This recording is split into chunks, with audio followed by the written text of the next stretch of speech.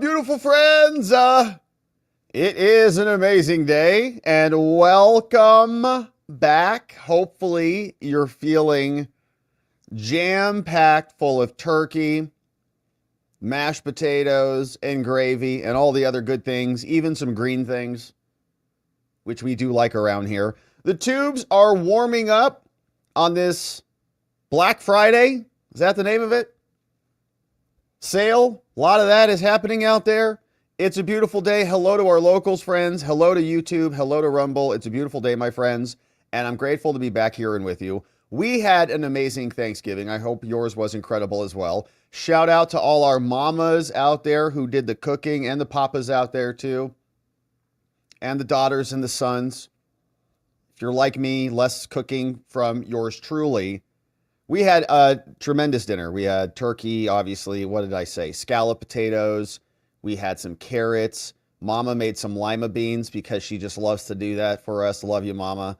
It was great. We had different types of dessert. I don't know what kind of dessert it was, but I just ate it. I don't really remember the names of those things. It was outstanding. Food all over the place. It was great. And so I hope your Thanksgiving was awesome as well. And can we just say shout out to the dishwasher boys out there too? All right.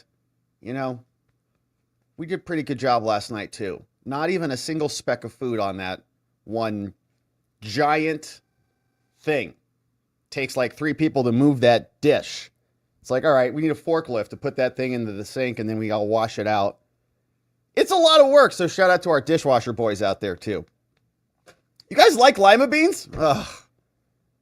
All right, well, you should come over next year for Thanksgiving. All right, and so it was amazing. It was amazing. Shout out to everybody who made it happen. We're really grateful. So much to be thankful for, and it's a beautiful day. Thanks for joining us early for the early stream. We've got business to attend to. We've got some Thanksgiving updates. We'll see what happened at Mar-a-Lago yesterday. We've got a Tish update because Trump's new attorney, or regular attorney, but who's going over to be the Solicitor General, D. John Sauer, sent a letter over to Tish James. And we've got a border filing as well, because Texas came out with a big victory, and the Border Patrol is going to be struggling with their cutting of Texas razor wire. And so we got a bunch of good stuff to get to, my friends, and I'm glad that you're here. So let's just dive right in, shall we, and get right to it, because as you can see, there was a party at Mar-a-Lago. We had Trump, Elon, Sylvester Stallone, Rocky, and Barron right there. And Trump was doing the tabletop drums, baby. Look how happy he is. Look at that. Ba-ba! Yeah! YMCA. Elon's raging too. Why? Okay, they're just having a great time there. And Melania's at the table. Trump pounding away. It was a lot of fun. Obviously, you can see I wasn't there. I wish I was, though. But wasn't there. But Trump doing the table drums. America's going to be great again. America's going to have rhythm again. It's going to be great. So there was more because Elon came out. He got a standing ovation when he was there at Mar-a-Lago. A bunch of people there. Here's what that looked like. And I don't... Yeah, so let's kill that first audio. My apologies. Amateur hour here. Had too much turkey yesterday. But here's what the standing ovation looked like for Elon.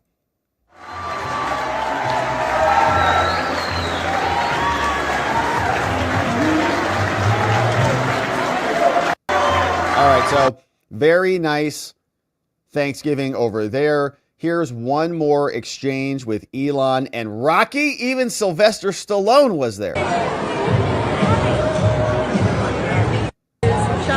And I don't know what they were talking about, but Elon said, I was telling Sylvester Stallone that I just watched Demolition Man again and how well it predicted the crazy woke future 30 years ago. And you remember that one with Wesley Snipes.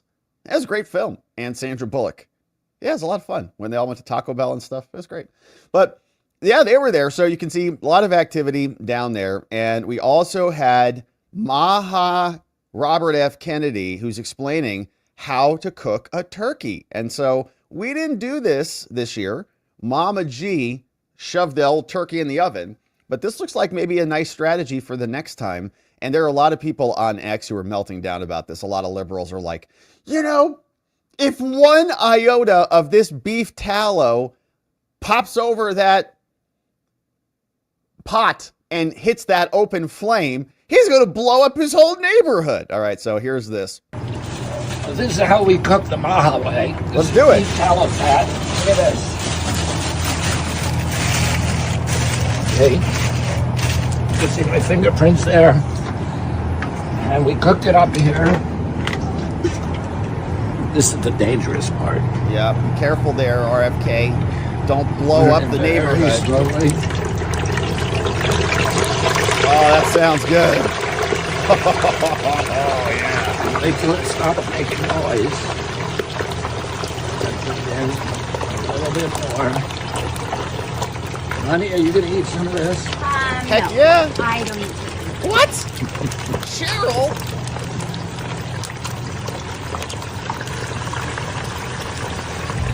We're going to leave it in there for 40 minutes. Perfect.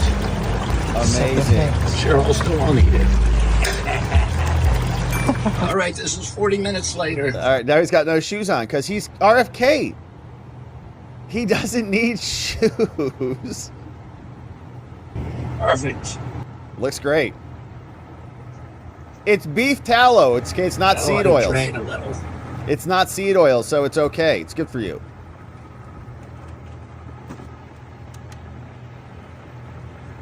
Yummy. All right, that looks pretty good. That's going to be delicious. It sure is, RFK. That's what we're going to try next year.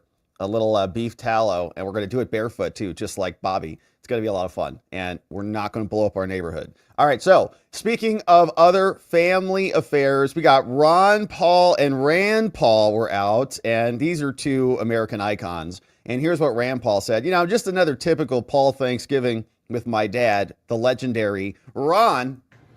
Dad, before we cut the turkey, I think we need to talk about cutting government waste. I've got Yes! some ideas. Rand, come on. This isn't hardly anything. I know we can do better than that. What do you have? What can we do? Well, you know, I've been in this business a little bit longer than right. you, and I think I can find as much or not more waste. How about this for Yeah, let's go, Ron Paul. Thanksgiving, everyone. Yeah, all right. So thank you, Ron. Thanks for showing us young guns like Rand. You know, don't ever mess with Dad, right? Dad, okay, Dad knows best. That's very cute, Rand. Very cute.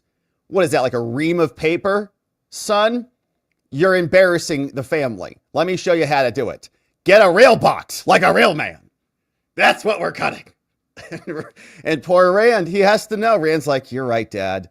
You're right. You're smarter than me. You'll always be my dad. So, all right, a lot of fun. Shout out to the Ron Paul, Rand Paul families. Super fun. Hopefully they're in there. Send Ron Paul in there to join the Doge team, all right? Let's go. Bring in wheelbarrows and banker's boxes and just start cutting all over the place. And so President Trump also posted this on True Social, which is just outstanding. Oh, my goodness. Now, because there's some music in here, your boy here will take over the vocals in a second, but I'll let the first part of this play just so we don't get a big copyright strike because YouTube really gets agitated. So here's the clip. Here is the scene here. You can see we've got Chuck Schumer, Dr. so-called Jill Biden. There's Joe. You're going to see we'll have Kamala, and we'll see Shifty Schiff is here. Half as good as it looks. I think we're all in for a very big treat. Save the neck for me, Clark. Okay, Adam.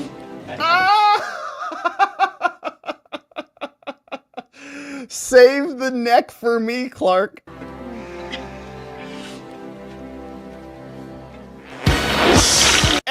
YMCA. All right, and then it's going to come out, and it's going to be YMCA, and they're going to play Trump dancing all to the YMCA. And there's the whole family. It's the YMCA song. There's AOC. There's Ilhan. And there's the rest of the Democrats. Pelosi's getting hammered on wino. You can see Pelosi was over here just getting hammered over here on the wine. Hit it, Pelosi. Hit it. But the best part of the whole thing is obviously, save the neck for me, says Pencil Neck. Turkey tastes half as good as it looks. I think we're all in for a very big treat. Save the neck for me, Clark. Okay, Adam. Oh, shout out to whoever did it. Okay. Save the neck for me, Clark. Adam Schiff's over there. Hey, pencil neck. You can have the turkey neck. Okay. We know it reminds you of your heritage, but yes, it's yours. Okay. Just relax. We'll give it to you. Now, meanwhile, you can see out and about, there was a situation in New York where they were doing the Macy's Thanksgiving Day Parade. Bunch of people got arrested yesterday. Anti-Israel protesters, for the second year, arrested. Cops made 25 arrests, and I really appreciate this. You know, every now and then you get a nice article written by, well, the New York Post usually writes pretty decent things, actually. Gobble up. Thank you for the turkey references. The firebrands entered the parade, drawing loud jeers, screaming, "Don't celebrate genocide." We saw this happening yesterday during the live stream. We didn't know if there were going to be arrests, how quickly these people were going to be let out. Turns out 25 of them got rounded up, and one Brooklyn cop said, "This is disgusting. They spent hours on their turkey day having to arrest people. There are times and places to protest. This is the day for families to enjoy and not be interrupted by these a-holes," says a Brooklyn cop. Wow. Now, the protesters were autonomous anti-genocide activists. What? Autonomous anti-genocide activists? Is that what they call themselves? Independent reporter Taylor Jane posted on X. Oh, you mean as opposed to like coordinated? Like orchestrated? Paid for? That's weird. Like, why do you have to put that in there? I think of an autonomous vehicle or an autonomous robot, which might be what they are. Autonomous robots, I don't know. Block the Ronald McDonald balloon, and they sat in the street and they protest Happy Meals. They protest Happy Meals, for crying out loud. All right, so that was happening there in Thanksgiving land. We also saw some scenery. This is what it looked like when the police were clearing it out. And this came over from Oila Scootercaster. Shout out. Here's some of this video. You can see probably a lot of F-bombs in there. Back and forth. But they cleared him out so that the parade can carry on. And there's some people there observing from afar. Now, we were also keeping our eye on some other messages from other leaders. Trump, Elon, Melania, Barron, Rocky having a party in Mar-a-Lago. But Kamala and backhand Doug not having a good Thanksgiving. And that same night that Kamala was hammered, the Gateway Pundit caught this for us. And this is a great report by Christina Layla, shared this one. Remember that Kamala, when she came out and she gave us that little drunk, you can do... I just have to remind you. This thing? Don't you ever let anybody take your power from you. You have the same power that you did before November 5th. And you have the same purpose that you did. And you have the same ability. Unless you work for her campaign, then you don't have the same purpose at all. You don't have the same ability at all. You're fired. To engage and inspire. No, you don't. You got fired. Don't ever let anybody or any circumstance take your power from you. Well, the Republican Party just did. Because you just lost the election. So, I mean, in addition to probably being drunk or something, she's also just saying stupid nonsense that means nothing. Because a bunch of people, hopefully a ton of people in the federal government are going to lose whatever she's talking about there, like their purpose of being a government worker. Like that's the purpose. Like if that's your purpose and you're not contributing, then that's not a good purpose. Invalid. So you have to go. So that is the original. Now, while she was hammered, they're like, should we just record a Thanksgiving message too? She's like, sure. So they just finished that interview and then they recorded this. Greetings, everyone, and happy Thanksgiving. Today we come together to reflect on what we are thankful for and to share our appreciation for one another. Surrounded by family, friends, and those we cherish, we cook our favorite recipes, we share family stories, serve those in need, and give thanks for our blessings.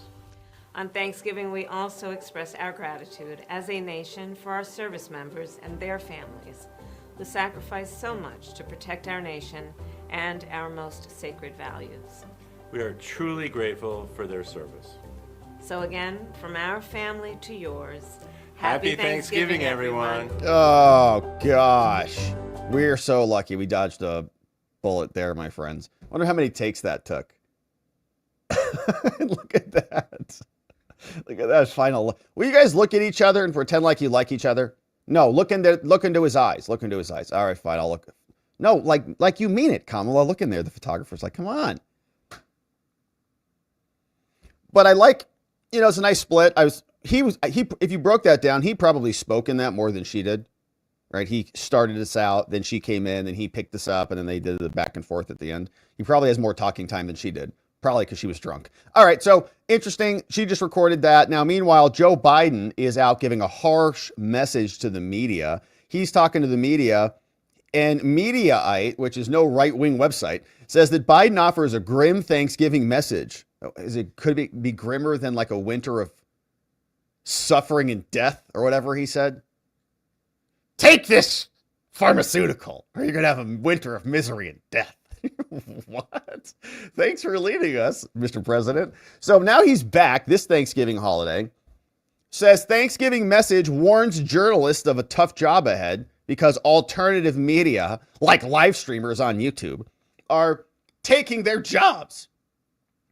Biden lamented the, quote, exceedingly small number of people tuning into the mainstream media, saying that they have a tough job ahead of in a message for, quote, worried Americans. He went to Nantucket on Tuesday with his family on Air Force One. He's like, you guys are doomed. You know that?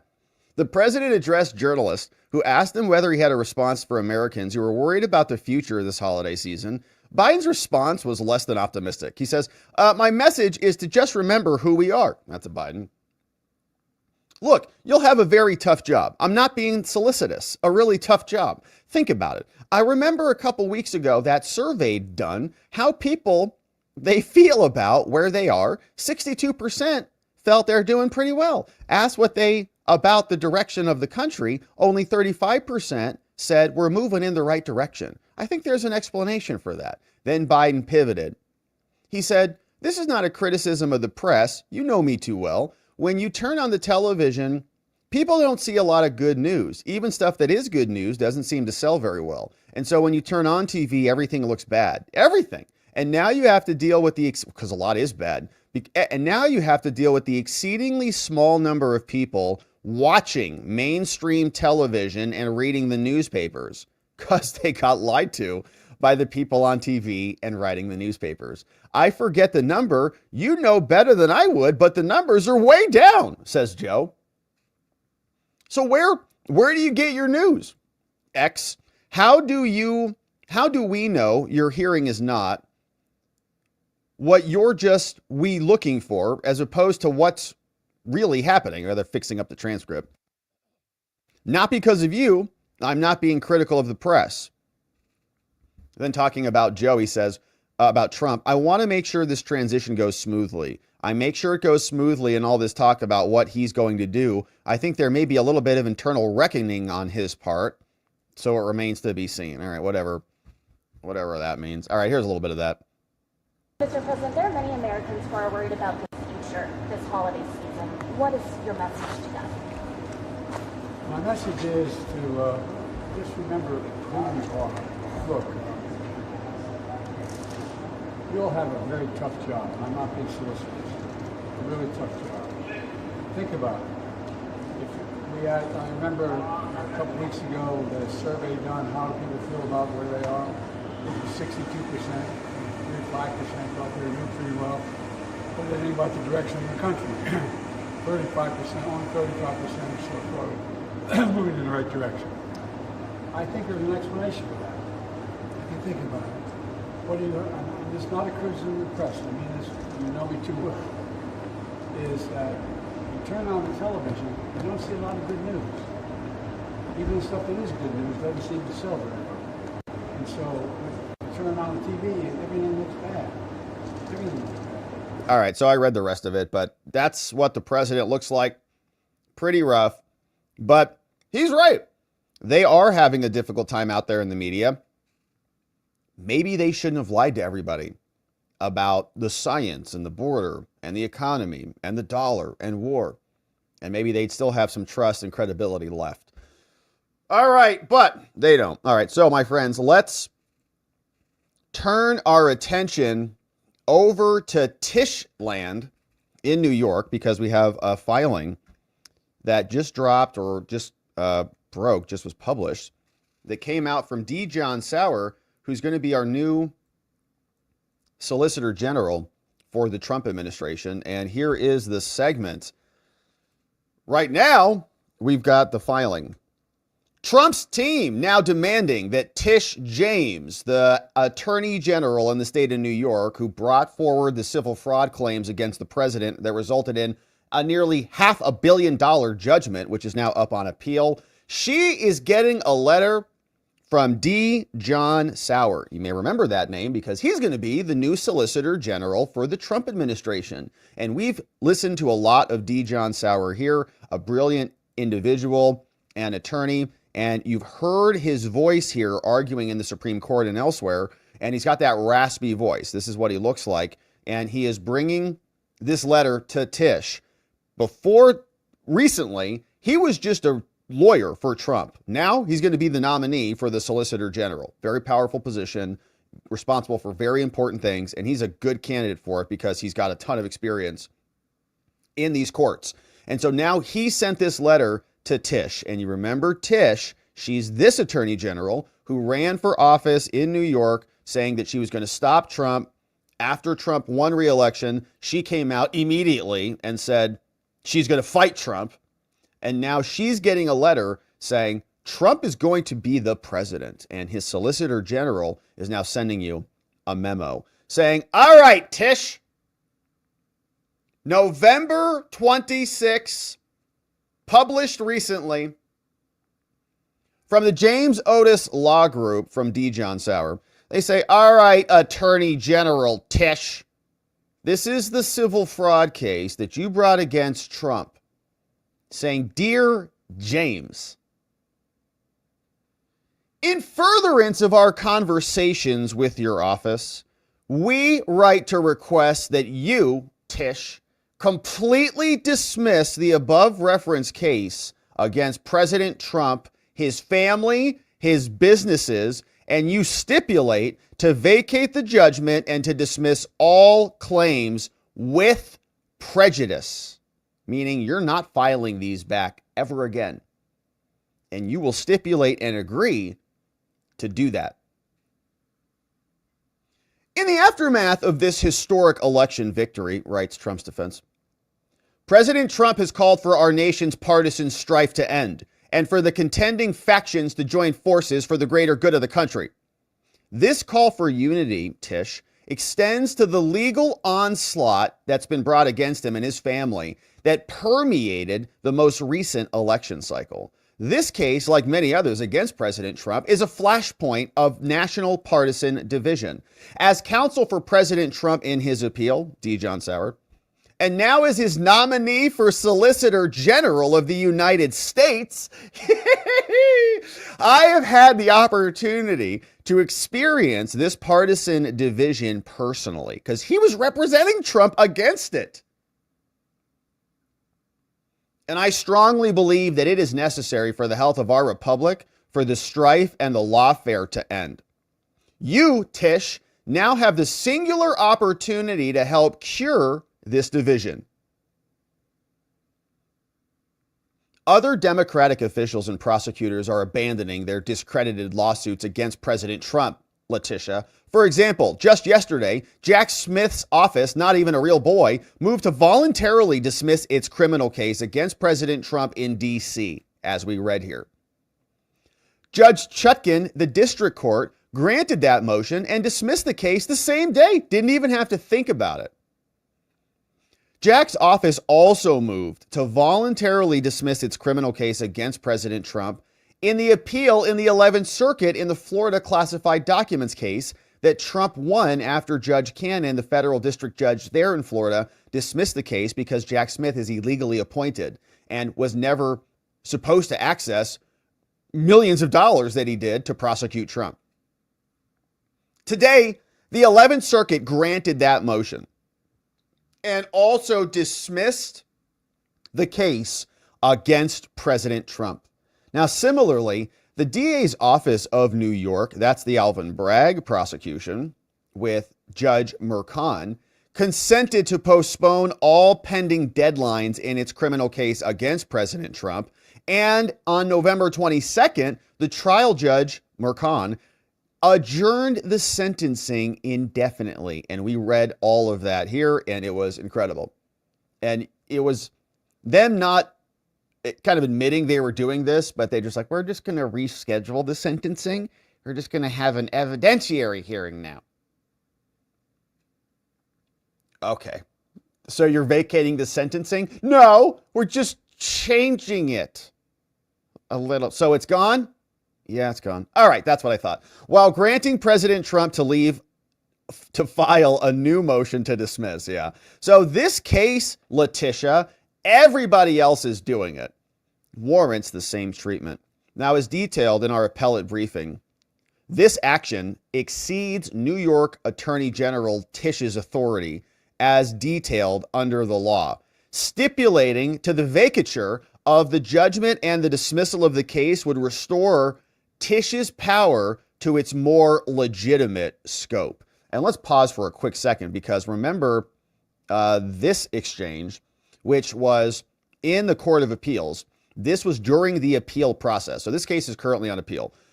If you recall, the judgment from Judge Ariola Engeron, the judge who gagged the president so that he could not talk about him and his Greenfield, his GF, who was sitting right next to him on the bench. We don't know what they were doing up there on the bench. We couldn't see, kind of beneath their necks. So we really couldn't tell what they were doing, if they were passing notes, what was going on with their hands, what was happening there. We don't really know. And then when Letitia was in the courtroom, she was sitting back behind the bar. Remember, we covered this whole trial. We were reading through the excerpts courtesy of Inner City Press.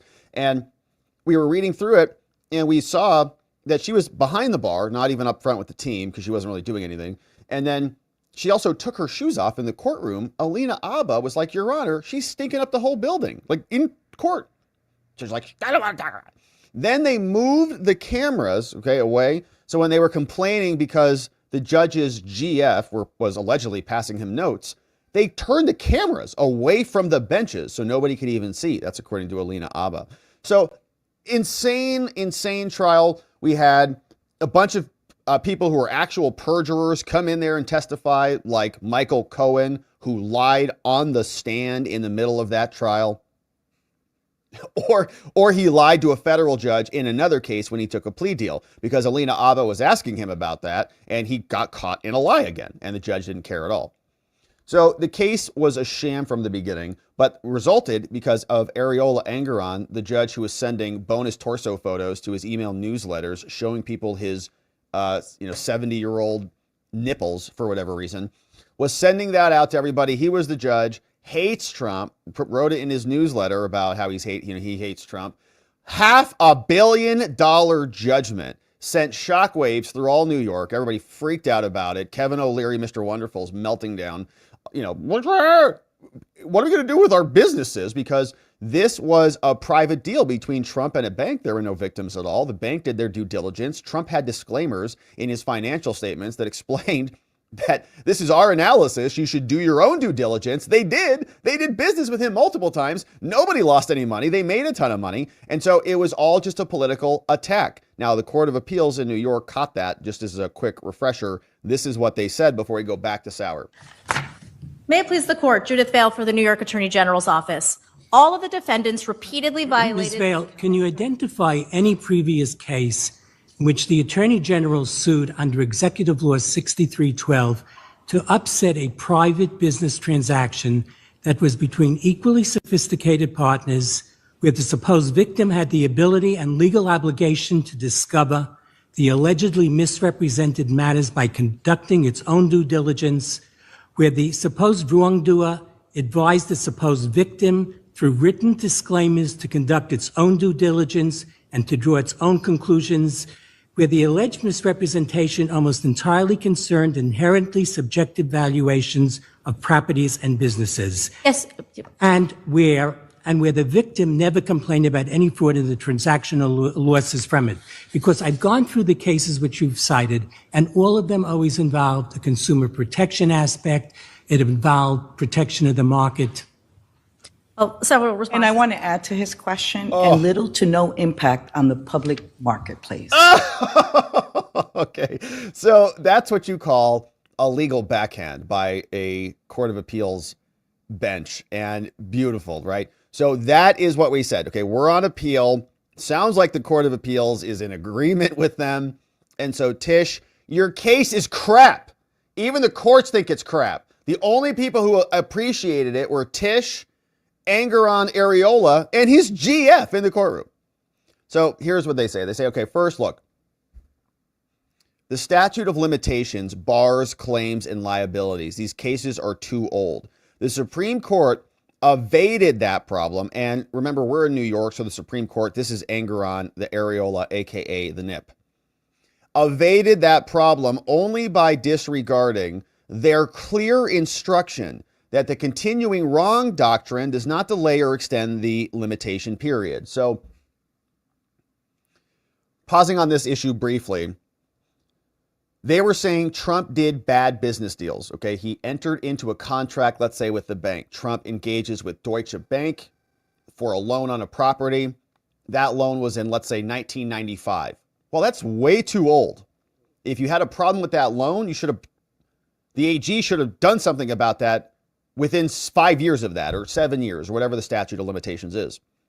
But Angeron said, well, because we found what we think is a new violation that's much more recent, let's say like in 2022, or this is a Trump case, let's say 2019 or 18 or 14, because it's a continuing wrong, it's kind of the same thing that happened before. We can go all the way back to the 90s and bring in all of those other claims.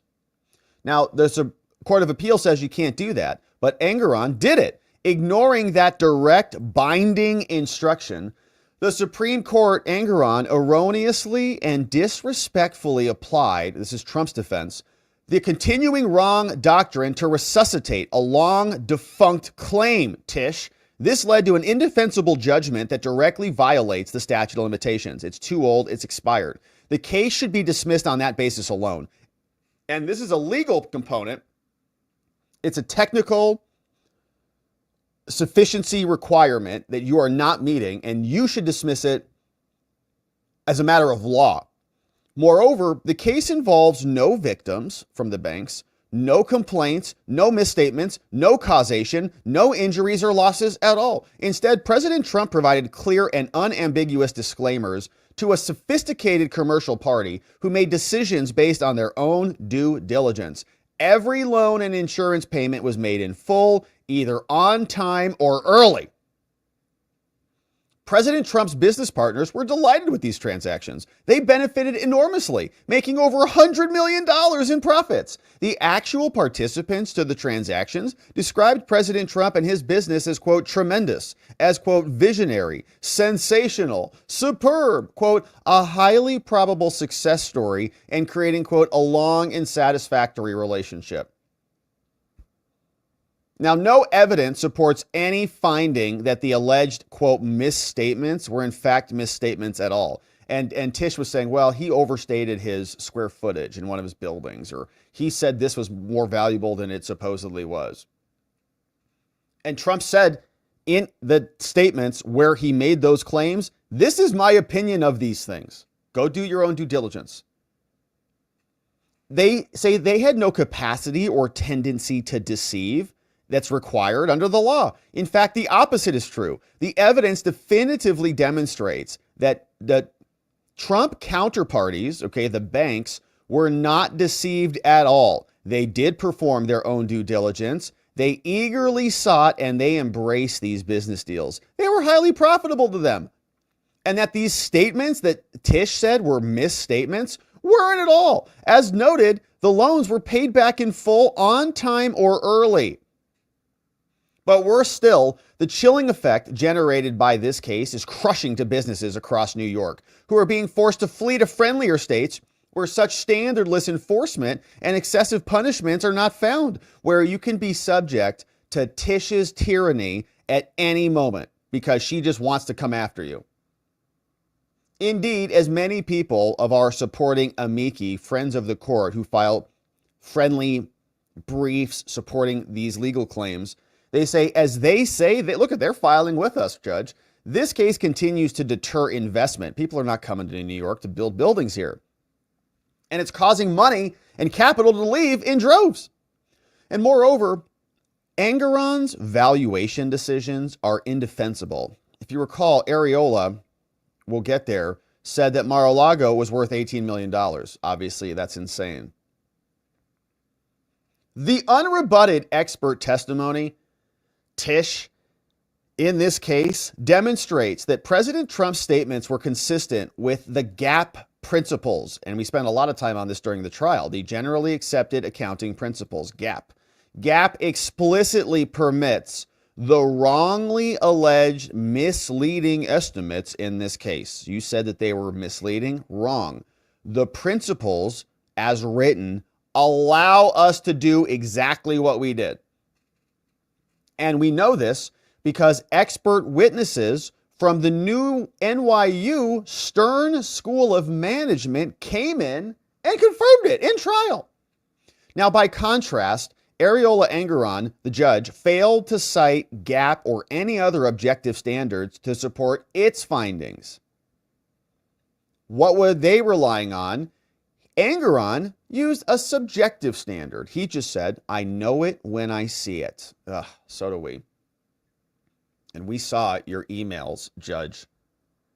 As a result, the judge and the judgment sends shockwaves through the marketplace by indirectly and incorrectly deeming GAAP-compliant disclosures as fraudulent. Everybody's using the GAAP principles. Trump was using the GAAP principles all across New York. GAAP. Then all of a sudden, oh, you're fraud. You just committed fraud. And we can now take your buildings from you. What?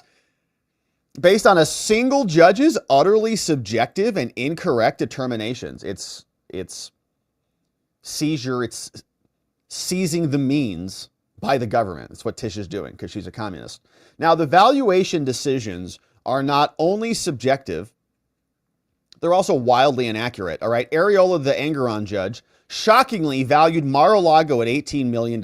Said it could be as high as $27 million, though. Disregarding expert testimony that it's actually worth over $1.2 billion.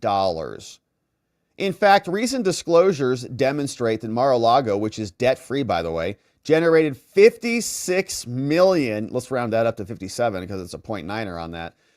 $57 million in revenue last year. Oh, gosh. And $52 million the year before. That's what it generates in revenue. It's worth $18 million.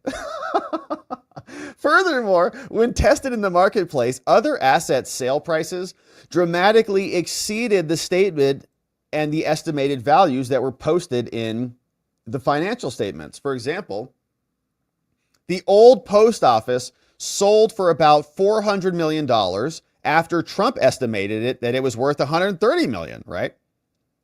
Ferry Point sold for $60 million with a potential escalation to $175 million, but they only estimated that it was worth $22.5 million. So Trump is undercutting his actual numbers. So President Trump, by the way, also Tish, is one of the most successful developers in the history of New York. Skyline has his print on it. He rebuilt the New York skyline, created thousands of jobs, rescued and rejuvenated historic Woolman Rink, developed the $3 billion West Side rail yards from 59th to 72nd in Manhattan, was deeply involved in developing the Jacob Javits Convention Center, and is singularly responsible for many other successes. The lawsuit against him vindicates no public purpose at all. And furthermore, Tish, President Trump will soon take office as the 47th president of the United States of America. You better believe that, baby. Thus, the continued pendency of this lawsuit raises grave and doubtful constitutional questions and gravely disserves the national interest. In fact, 24 years ago, President Clinton's Department of Justice emphasized the hazards of allowing criminal enforcement actions to go forward against the sitting president. Clinton's attorneys reasoned that the president is the symbolic head of the nation. To wound him with a criminal proceeding is to hamstring the operation of the whole government in foreign and domestic affairs. The federal special counsel's office relied on that, and even Jack Smith, who's not even a real boy, could figure this one out, Tish, and voluntarily dismissed his case. The same concerns arise here. This is a civil fraud enforcement action. Jack's was criminal. This is even less than that, where 6 of the 7 causes are based on allegations of alleged violations of criminal law. So here it would be perilous to permit this action to move forward against the president because it would risk imposing burdens that would make it impossible for the president to do his job. And likewise, the supremacy clause of the federal Constitution also prevents state prosecutors from proceeding against the sitting president in any way. States have no power to retard, impede, burden, or in any manner control the operations of the federal government. In fact, the Supreme Court case reaffirmed that in 2020, saying the Constitution guarantees the entire independence of the general government from any control by the respective states. That's Trump versus Vance. It also follows that states also lack power to impede the president's execution of those laws. And so under this principle, under the supremacy clause, judges and prosecutors are prohibited from interfering with the president's official duties. Now, you can imagine where we're going with this. Fannie Willis is going to get a letter like this soon enough. In his farewell address, a long time ago, my friends, President George Washington warned against, quote, the alternate domination of one faction over another, sharpened by the spirit of revenge natural to party dissension, which in different ages and countries has perpetrated the most horrid enormities. Such factional division and strife, President Washington warned, ultimately leads to the ruins of public liberty. As a modern statesman and icon of the Democratic Party, President JFK also stated, the time has come for intellectuals and politicians alike to put aside those horrible weapons of the modern internecine warfare, the barbed thrust, the acid pen, and most sinister of all, the rhetorical blast. Let us not emphasize all on which we differ, but all we have in common. Let us not consider not what we fear separately, but what we share together. President Kennedy's vision of unity applies here. Letitia, on October 3rd, the time of our nation's greatest division, 1863, President Abraham Lincoln issued his Thanksgiving proclamation, establishing the national holiday that we celebrate this week.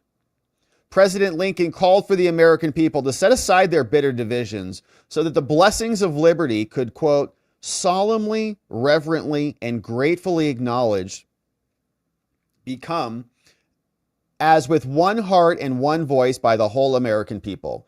Lincoln urged all Americans to fervently implore the interposition of the almighty hand to heal the wounds of the nation and to restore it, as soon as may be consistent with the divine purposes, to the full enjoyment of peace, harmony, tranquility, and union. Invoking the same spirit of unity, Letitia, we request that you stipulate to the vacatur of the judgment and dismissal of this case with prejudice and get rid of it.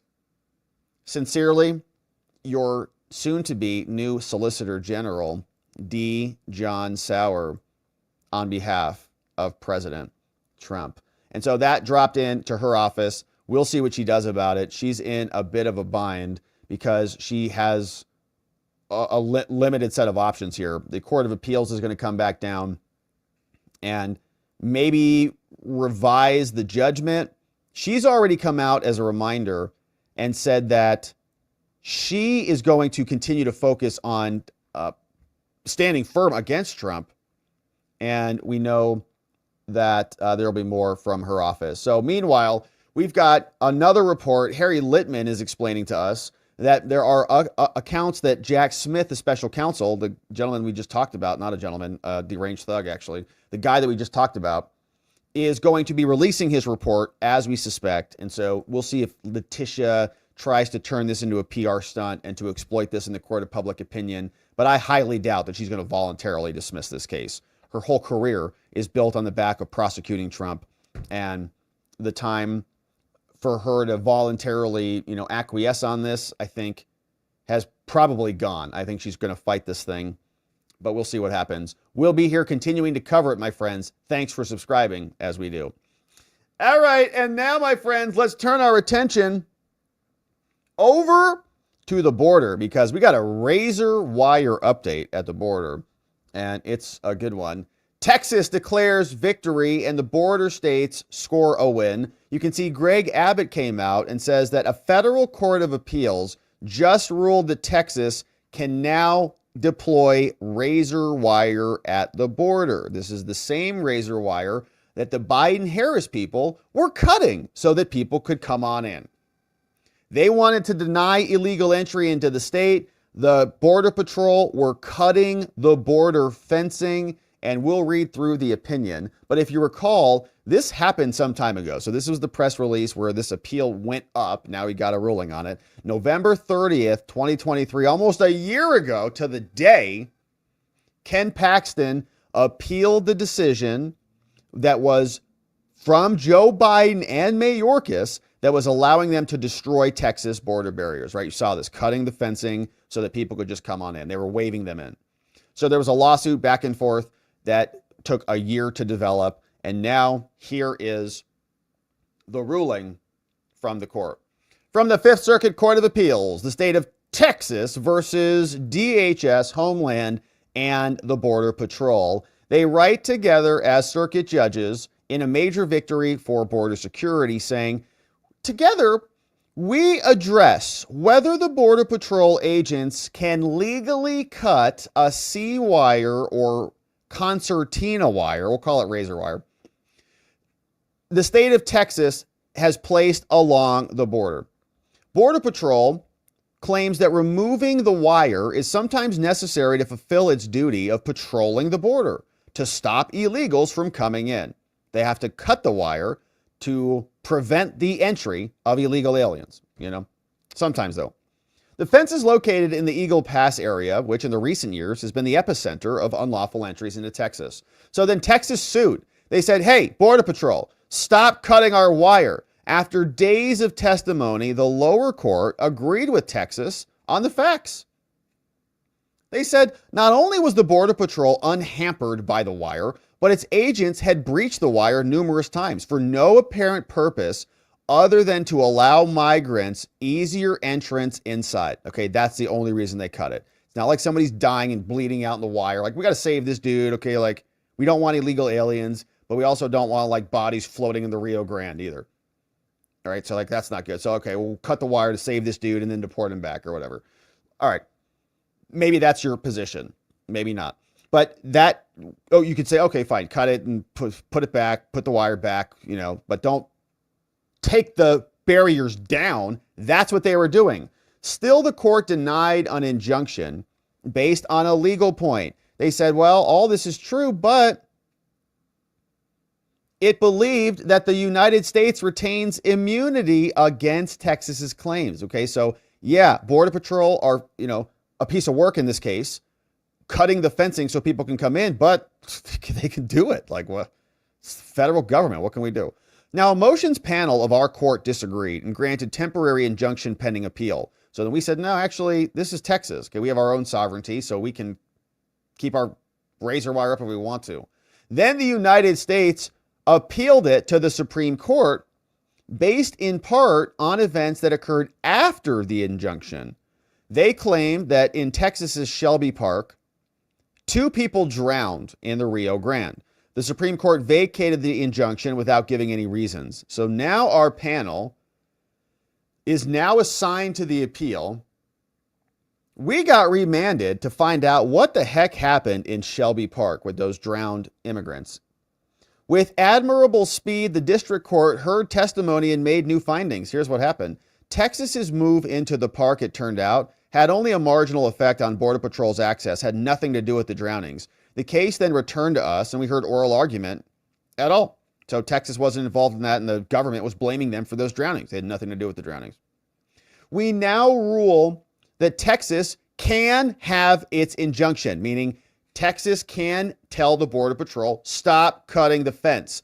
Specifically, the United States clearly waived sovereign immunity. Whoa, that's fun. As to Texas's state law claims. Love it. Says the conclusion is supported by a flood of uncontradicted circuit precedent to which the United States has no answer. And so they waived it. They're not immune. So if they're not going to take care of it, we'll take care of it. We also reject their alternate arguments. The injunction is not barred by governmental immunity because Texas is not seeking to regulate the Border Patrol in any way, only to safeguard Texas. That's all. We're not interfering with feds, but you're not securing the border, so we'll do it. Nor for similar reasons is the injunction barred by the Immigration and Nationality Act. And finally, Texas has satisfied the injunction factors. And more importantly, they say, the United States does not even contest that Texas has shown it will likely succeed on its state law trespass claim. And so, they say, accordingly, we reverse and grant Texas a victory.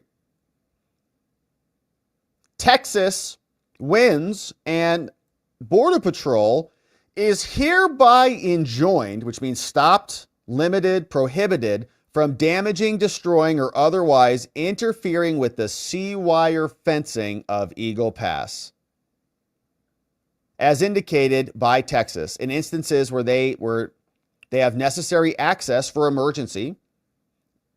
The access must include the land side of the C-wire fence, so Border Patrol can have access to it, both sides, but they can't cut it. Great. Guys can go behind it, you can go in front of it if you want to, but you're leaving the fencing up. The wire remains. Here's a little bit more background. Along the 1,200 miles of the Rio Grande that forms the border between Texas and Mexico, there are 29 official points of entry. Now, in recent years, the number of Border Patrol encounters with migrants has swelled. It used to be 458,000 in 2020. Now, 2.4 million in 2022. Look at those numbers. That's an invasion. 500,000 to 2.5 million in 2 years. 2 years. Federal numbers. This is what a federal court of appeals put in their opinion. Now, exploiting this situation, drug cartels have made an incredibly lucrative enterprise out of trafficking people and drugs. In 2021, Texas launched Operation Lone Star to help the Border Patrol. But there's been a conflict in Eagle Pass. Maverick County and Eagle Pass are the epicenter of the current migrant influx. By September 23, Texas had installed 29 miles of C-wire in this area along several sections of the riverfront, causing an effective deterrent, and an effective one at that, they say. Both Border Patrol and Texas agree the C-wire must be cut if there is a medical emergency. Okay, so even Texas is like, look, yeah, like somebody's like caught in there and drowning, like we'll cut it, we'll save them. But then they must go back. The problem arises when Border Patrol agents cut the wire without prior notification to Texas for other reasons. In fact, beginning around September 23, they began to clash in Eagle Pass. Agents from the federal government who are facilitating and co-conspiring to facilitate the invasion began cutting Texas's wire to permit aliens to enter illegally, sort of legally, via their entrapment, right? It's like they're violating the law. They say they, I guess, have permission to do that, but the district court found that there were 14 incidents of wire cutting. A September 20th incident that was captured on video was the most illustrative. The video shows that Border Patrol agents have cut a hole in the C-wire to allow aliens to enter. They're Border Patrol. They then cut 2 additional holes about 15 feet away, and they install a climbing rope for migrants.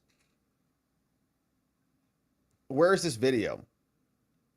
Meanwhile, a Border Patrol boat passively observes a stream of migrants stretching across the river and onto the Mexican shore who were never interviewed, questioned as to citizenship, or in any way hindered in their progress into our country. Instead, after letting the aliens through, the Border Patrol sent them to walk as much as a mile or more with no supervision in hopes they would proceed to the nearest processing center. Literally cutting open the wall. Our own officials cutting open the wall. Due to repeated instances, Texas sued the so-called Border Patrol in federal court, saying you're causing a first of all, you're damaging our property, you're violating the law, common law conversion, that's our wire that you just destroyed, and you're now trespassing on our efforts. Texas sought a preliminary injunction. 3 days later, a bunch of stuff was filed. Now, the court rejected as a factual matter that the Border Patrol cut the wire to inspect, apprehend, or process the aliens. They said, no, that's not why you cut the wire. It found that no aliens were inspected at all. I said, you just cut the wire to let them in. Like, don't tell us that. Regardless, though, Border Patrol agents could have inspected them without disturbing the wire because agents already have access to both sides of the fence. So there's no justification for cutting it. Just go around. Nor was wire cutting necessary to apprehend anybody. Indeed, no one was apprehended at all. Aliens coming through the holes in the fence that they cut in the video were waved along. They let 4,500 migrants in. The court rejected their claim that they were going to process them. They just let them go. The court also rejected the contention that wire cutting was needed to stop medical emergencies. Everybody here recognizes, yeah, look, if there's injuries, drowning, or dehydration or fatigue, yeah, it's real. Medical emergencies do justify cutting the fence, but those events would not justify any and all destruction of the wire. An ongoing medical emergency is an exigency that you need to address right then and there. But that's not what happened here. The court concluded that an emergency can be just as adequately addressed by less destructive means. Just go around, get them by boat. Don't open the fence. Pull them out of the fence. Don't have to cut open a fence because somebody's in it. Just pull them out from the other side. As to the winter's third and fourth prongs, they're met too. And they favored Texas at the lower courts. The lower court said you should have an injunction, but we can't because it's against the feds and they have immunity. So then it went up to the Court of Appeals and they had a battle over this. Went up to the Supreme Court, came back down. We had a limited remand. We're now back down in this court. First, the findings clarify that Texas's move into Shelby Park on January 10th created a 2.5-mile perimeter and an inner cordon within the park. You can see this in the maps right here. Big area. The findings also clarify that there was a boat ramp. Third, the findings shed light on the drownings. The court found that the emergency involving the drownings had concluded about 1 hour and a half before Border Patrol agents were there. Okay, so Border's like, we tried to save those people. We showed up, but the fence means that they had to die because Texas. No, they were dead for an hour and a half. Border Patrol agents arrived at the gates. By that time, Mexican officials had also rescued 2 other distressed aliens on their side. Finally, when Border Patrol approached Texas, the federal officers did not act as if any emergency were underway. They were just professional and calm. So there wasn't an exigency, an urgency. And finally, the findings addressed the broader contentions that they're an impediment to federal law. The court said, nope, that's way too vague. You can't say that you're at risk or being slowed down at all. Now, Texas says that the federal government waived sovereign immunity. They had the opportunity to secure the border, but they didn't. They point to the law saying that Texas has been adversely impacted by agency action. And when agency action is necessary to protect something and they fail, that's a waiver. 702 says a person suffering a legal wrong because of agency action who's adversely impacted is entitled to judicial review, which is what they're seeking now. The United States may be named as a defendant, and if they fail to act and they have the legal authority to act and they fail to do it, well, then they've waived their responsibility and we can step in to deal with it. Accordingly, that's what we're doing. Now, the district court thought that 702 was not plain enough, and they said, well, it's the federal government, okay? You can't really act against the federal government. And they give us their basis for that. But Texas's waiver argument is actually supported, they say. So the district court said that no, and you understand, judges never want to find against the feds. So state is suing against the feds. The judge is like, yeah, like your argument is incredible, but it's still the feds. So like, no, sorry. But now the Court of Appeals is coming in and saying, well, actually, maybe, yeah. Says Texas's waiver argument is pretty dang strong. We've never suggested that 702 excludes state law or common claims like the lower court did. Every one of our sister circuits has said, yeah, sovereign immunity can be waived, even against the federal government. For instance, the Third Circuit talked about a New Jersey case. The Ninth Circuit has similarly talked about it. The 10th Circuit has talked about it. Now, the government fails to cite a single circuit where the 702 waiver applies only to federal claims. No, it applies to state claims too. So if the feds are not going to act on something and the state wants to come in and the Fed has a responsibility to act and they're not acting, and the state can say, well, okay, fine. Then you have waived your right to act. So we'll do it. One of their arguments merits a separate mention, talking about the FTC stuff. But let's fast forward through that. And to sum all of this up, 702 clearly waives the United States sovereignty immunity claim for the common law claims. The district court made a mistake in ruling otherwise, so Texas can act. And their claims are also not barred by intergovernmental immunity either. Texas is not trying to regulate anything. They're not imposing the state's will. They're acting in an area where the federal government has chosen not to. We're not targeting state laws. We're not targeting regulations. We're not applying laws to the feds. None of it fits here. Texas is not discriminating against the feds. All they're doing is seeking to enforce a generally applicable state law that prohibits trespass and conversion. That's all. And their right is embodied by Texas law. As numerous cases have recognized, we're not trying to control anything. So we're not inverting the supremacy concept. Texas is not saying we're more supreme than the feds. We're just saying the feds aren't acting, so now we can. The only duty implicated here is found in this law, which is the Border Patrol can control 25 miles within the border. But what we're suing for here is not to destroy our wire, and so that's incidental to your powers. They also suggest that it would create a conflict, but there's no conflict here. And it's also not preempted. It's also not preempted by the feds. So as we fast forward, let's look through and see if they summarize this for us here, saying that they believe Texas will succeed on the merits. They say, first of all, concertina wire is state property. They've taken over that property by saying it's theirs and they cut it. So, since it is their property, we can easily recognize that it is their property.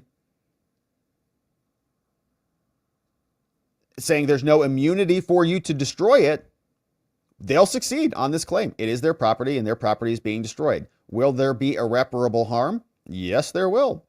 Texas says it will suffer irreparable harm. It's a trespass. It's a risk of harm because people will come into the country. There's going to be a decrease in public safety. There's going to be more crimes and drugs entering Texas. And so the Texas court said that there would be irreparable harm, but again, that the feds were immune from any action to stop them from causing that harm. And so they said the court discredited the government's justifications for cutting Texas and their wire, describing their conduct as culpable and duplicitous, the lower court said, labeling their arguments as cynical, not crediting their evasive answers and demeanor. The lower court blasted them. You're harming Texas bad, but you're allowed to do it, and so I can't stop you. Accordingly, the court concluded that compensation for past injury cannot adequately redress this, and so this does cause irreparable harm. So they say, yeah, there's no clear error here. We'd only reverse that if there was clear error, but there isn't that we've identified. So yeah, they win that.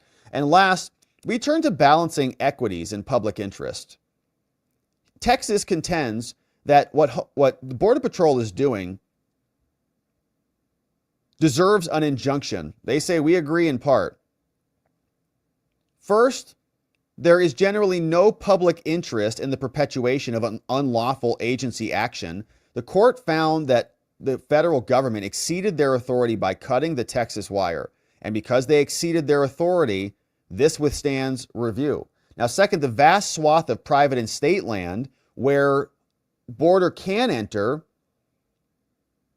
gives them a ton of land. And so they can do that. So we balance these equities.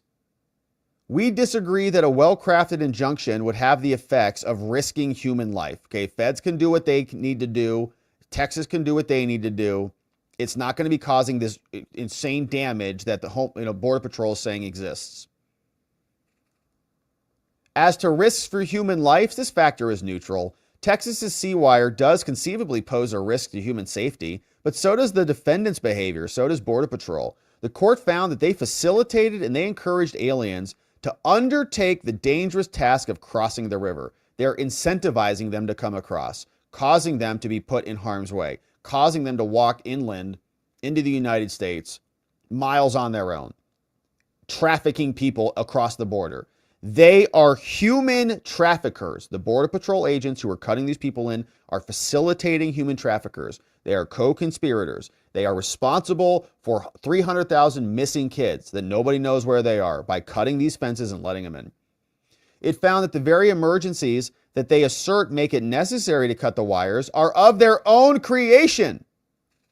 The unauthorized port of entry at dangerous stretches of the rivers causes immigrants to have life-threatening crises. And the court found that the C-wire is a deterrent, and an effective one at that. So that doesn't favor anybody. And finally, we reject the government's contention that Texas's fencing undermines international relationships, okay? Mexico's complaints focuses principally on the buoys in the Rio Grande, but the buoy issue was never raised in this litigation. And our en banc court recently vacated an injunction against the buoys, moving the buoys to the American bank, saying would ease international relations.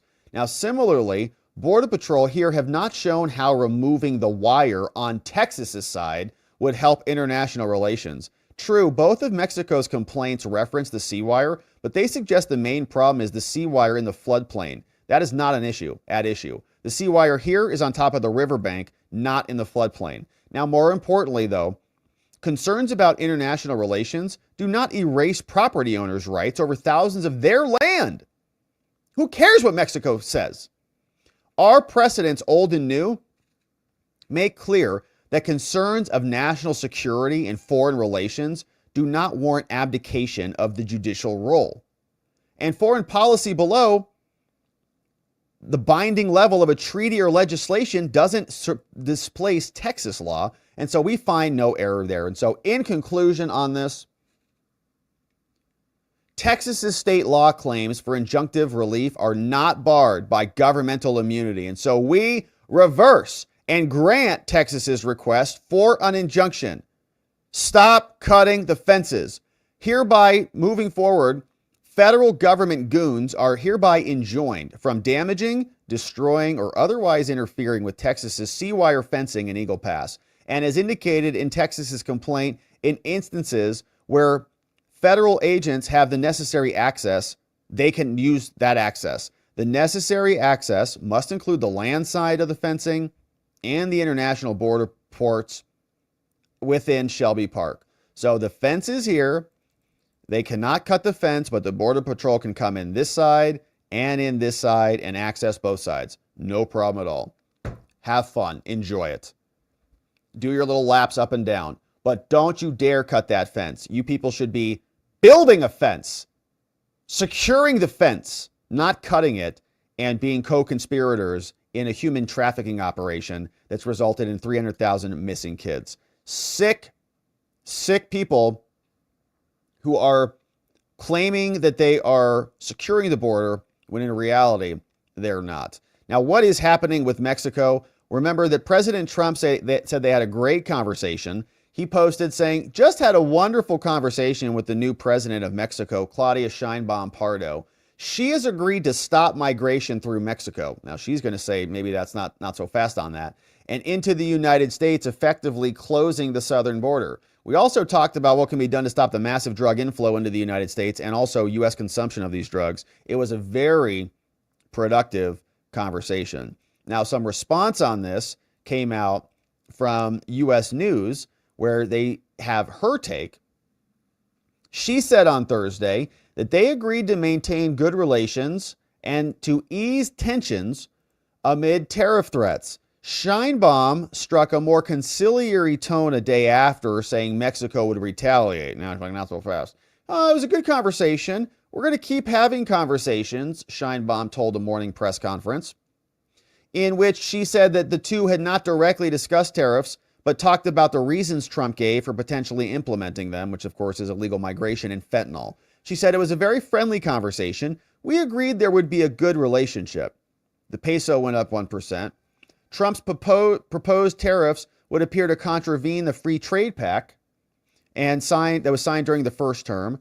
And following Wednesday's call, Trump said on a social media platform on Truth Social that Sheinbaum had agreed to stop migration through Mexico and effectively close the border. Now, she appeared to refute that, though, on X, saying that they had discussed Mexico's strategy to curtail migration, but that the policy was not to close the borders, but to build bridges between governments and their peoples. What? Addressing the discrepancy, Sheinbaum told supporters that it came down to different communication styles, saying, I can assure you we would never close the U.S.-Mexico border. Mexico has in recent months increased enforcement significantly, helping keep down numbers. Sheinbaum said Mexico authorities were attending to a caravan in the southern Chiapas state, with immigration authorities estimating 800 people were going to reach the border. And so we'll see. Justin Trudeau had a call as well. We'll see what happens there. But Texas is also bracing to help migrants be located in land masses so they can be deported immediately. Texas saying they could bus migrants directly to ICE. The proposal hasn't been approved yet, but saying that they could help. They're a Border Patrol state, and Tom Homan and others are in on it, including local sheriffs who might be willing to help. The president-elect plans to give county authorities more power to help in deportations as well, with rewards for jurisdictions that cooperate and with retribution for those that don't. It's called enforcing the law. It's not retribution. It's illegalities. Tom Homan says, yeah, it's a felony. Sorry, can't do that. And so speaking of Tom Homan, Cassie Hunt on CNN did not like this clip from Tom Homan, the new border czar, and you can see it in her face. I think we will see Denverites and folks around the country who will nonviolently resist that. Look, me and the Denver mayor, we agree on one thing. He's willing to go to jail. I'm willing to put him in jail. Oof. Yeah, get ready for that, Cassie. Going to be a lot of that. A lot of that. So Tom Homan causing people to reevaluate their entire basis of belief, I guess. One more time. I think we will see Denverites and folks around the country who will nonviolently resist that. Look, me and the Denver mayor, we agree on one thing. He's willing to go to jail. I'm willing to put him in jail. Oof. Yep. All right. So, my friends, we're looking forward to the border being more secure, and we're grateful to Texas and the Fifth Circuit Court of Appeals for finding what is one of the more obvious decisions in Border Patrol legal jurisprudence, which is that if the federal government won't secure the border, The state should be allowed to do so and to do so aggressively because it's our land. We have a system of federalism, federal power and state power, and we want our states to be free. If our federal government won't do it for us, we'll do it ourselves. And that, my friends, is a beautiful opinion. And so if you're just joining us, let's do a quick recap and then we'll hear from you. It has been a beautiful stream. If you're just joining us and you want to rewind, we had a great update on the Mar-a-Lago Rager. There was a party down at Mar-a-Lago. We had Elon was there, Barron was there, Melania was in the house, Sylvester Stallone was there, standing ovations all over the place. The Rand Paul family came out and told us how they plan to cut the federal government back down to size. We had memes being shared by Trump. Kamala came out and gave her drunk happy Thanksgiving message and more. Then we turned our attention to Tish James in Tishland up in New York and saw this great filing from D. John Sauer, who is now demanding that the civil fraud case in New York be dismissed. And it was a very fun filing. Hopefully that case goes away. We'll keep our eye out for what happens in Fannyland down in Georgia, but we can expect she'll be getting an opinion or a letter like that soon enough.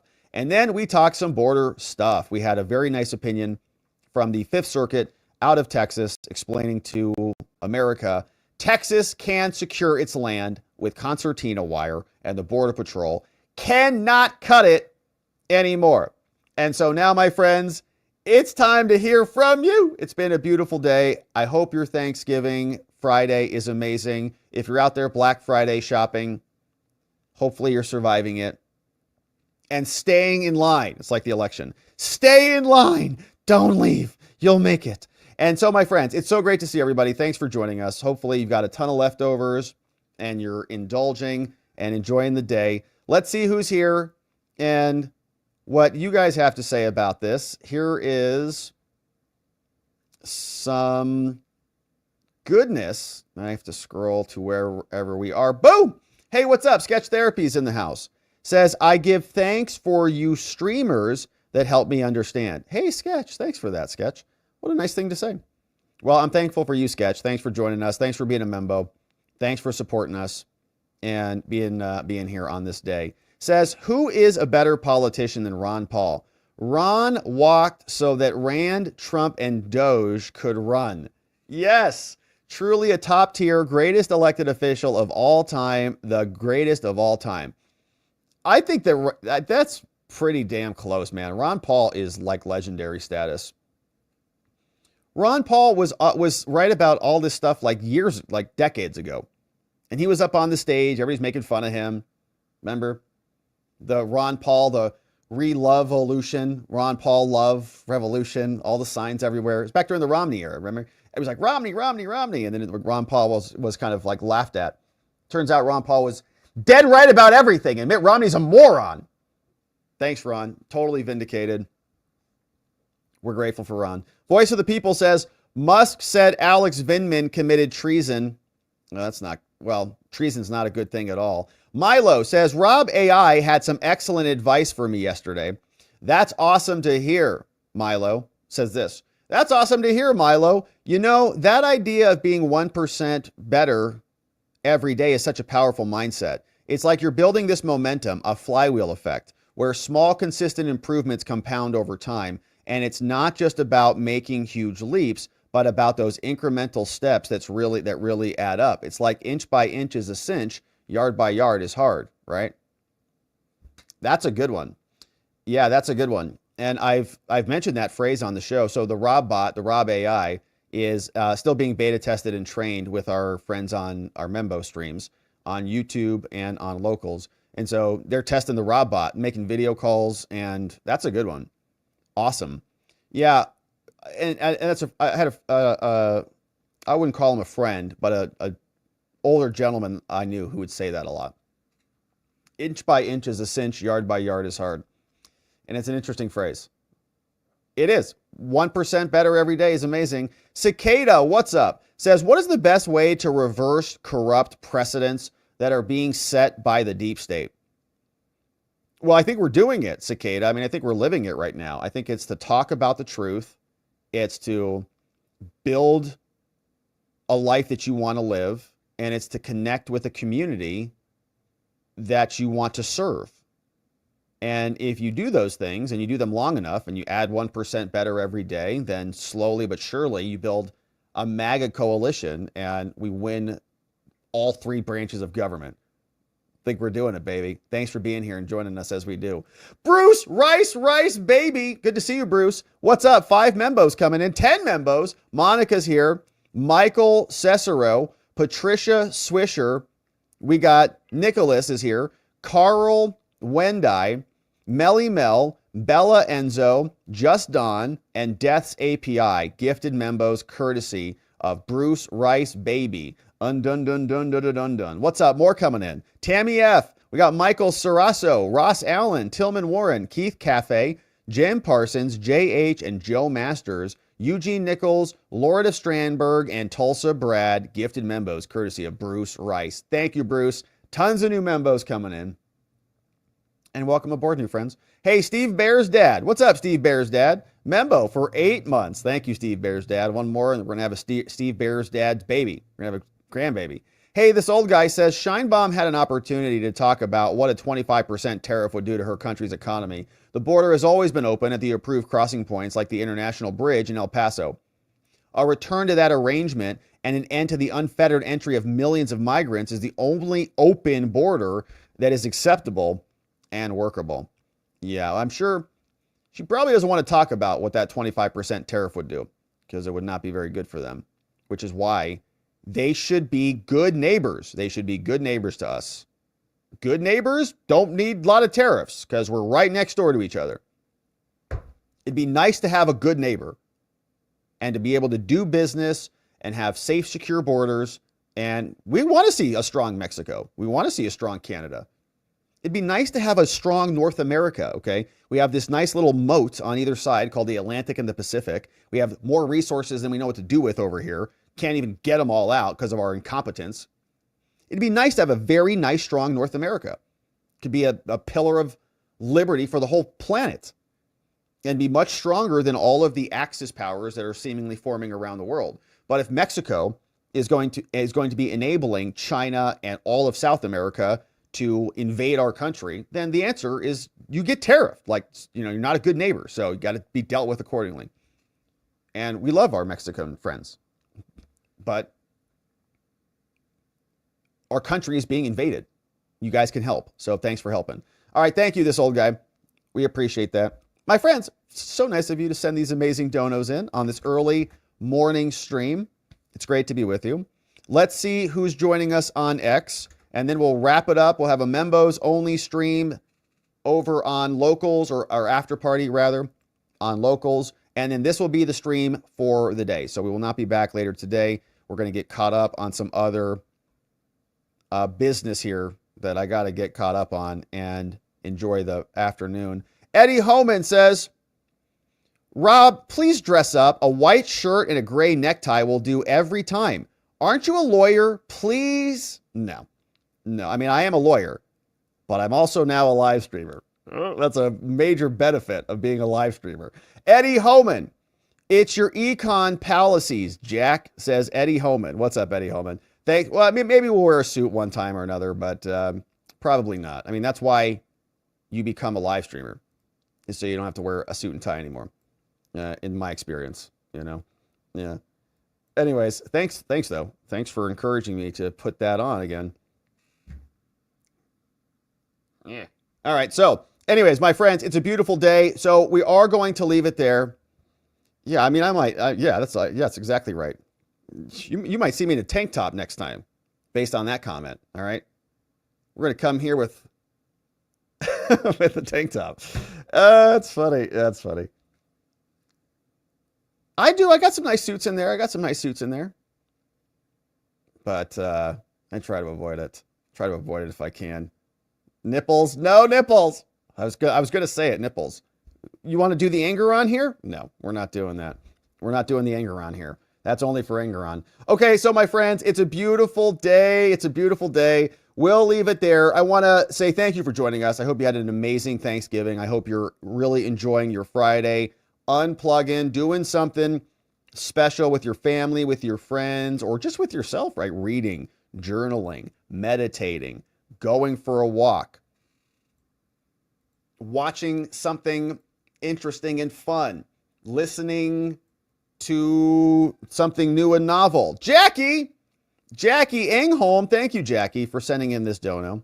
Thank you, K-Bean, for clipping it for us. Jackie Engholm.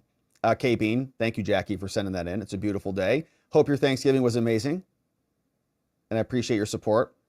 And so, my friends, we'll leave it there. We are going to head over to watchingthewatchers.locals.com. We're going to have our members-only after party. Otherwise, my friends, that's going to be it for us on the week. We're going to come back on Monday, and we're going to get into it again. And I hope until then, we want to thank our mods. What's up, K-Bean, John McGarvey, Donuts clipping for us. We know we got Carrie B in the house. And shout out to our mods. We love our mods.